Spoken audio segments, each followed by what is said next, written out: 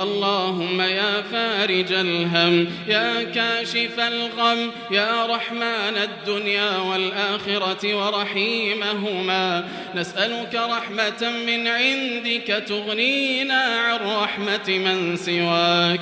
اللهم إنك تسمع كلامنا وترى مكاننا وتعلم سرنا وعلانيتنا، لا يخفى عليك شيء من أمرنا. نحن الفقراء بين يديك، نحن المقرون المعترفون بذنوبنا، يا فرجنا إذا أغلقت الأبواب، يا فرجنا إذا أغلقت الأبواب، ويا رجاءنا إذا انقطعت الأسباب وحيل بيننا وبين الأهل والأصحاب.